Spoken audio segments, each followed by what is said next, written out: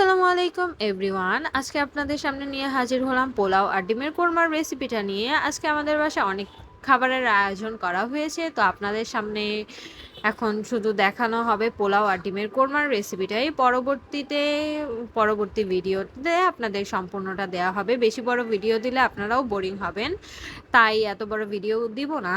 তার জন্য এখানে পোলাওয়ের জন্য পেঁয়াজ নিয়ে নিয়েছি 1 কাপ। পেঁয়াজ কুচিটা লাল হয়ে গিয়েছে। এখন আমরা ধুয়ে রাখা পোলার চালগুলো দিয়ে দিব। আমরা এখানে 1.5 কেজি পোলার চাল ব্যবহার করছি। তো পোলার চালের সাথে আমরা 2টো তেজপাতা, দারচিনি, লং, এলাচ এগুলো দিয়ে দিব। পোলাওটা আমাদের একটু ভাজা ভাজা হলে দেন আমরা গরম পানি ইউজ করব।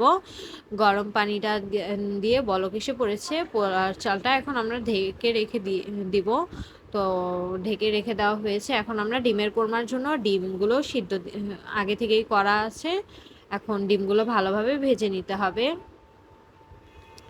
আমি বুঝি না, বাসায় কোনো মেহমান আসলে কোনো বড় কিছু আয়োজন করা হলে ডিম সিদ্ধ দিলে না ডিমগুলোকে এরকম নষ্ট নষ্ট হয়, আর এমনি নিজেরা খাবারের জন্য ডিম সিদ্ধ দিলে তখন ডিমটা অনেক সুন্দরভাবেই ওঠে।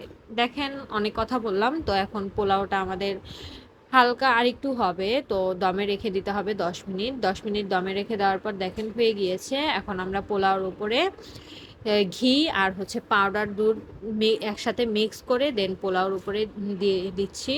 এটার খেতে পোলাওটার টেস্টটা অনেক ভালো আসবে। তো ঘি আর পাউডার দুধ ভালোভাবে মিক্স করে দিয়ে এখন পোলাওর সাথে মিক্সিং করে নিতে হবে। হয়ে গেলেই আপনারা এটা ইউজ করবেন। দেন যখন না ফুটে তখন দিলে কোনো ফ্লেভার থাকবে না, হয়ে গেলে একটা ফ্লেভার থাকবে ঘিয়ের আর গুঁড়া দুধের, একটা মজাই লাগবে পোলাওটা খেতে। তো আমাদের ভালোভাবে মিক্স করা হয়ে গেলে একটু রেখে দিতে হবে। আমরা এখন ডিমের কোরমার জন্য এখানে পেঁয়াজ বাটা আর বাদাম বাটা ইউজ করেছি। সামান্য গরম মশলা দেওয়া হয়েছে, আনাম গরম মশলাই। তো আমরা এখানে 1/2 কেজি দুধ ব্যবহার করেছি। 1/2 কেজি দুধ, অনেকগুলো ডিম দেখতেই পাচ্ছেন। তো সাথে আমরা পাউডার দুধও ব্যবহার করেছি গুঁড়ো দুধের সাথে।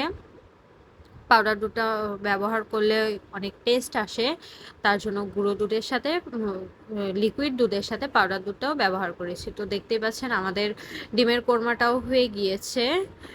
আমরা কিছু 5-6টা কাঁচামরিচও দিয়েছি। ডিমের কোরমাতে আমরা চিনিও ব্যবহার করেছি।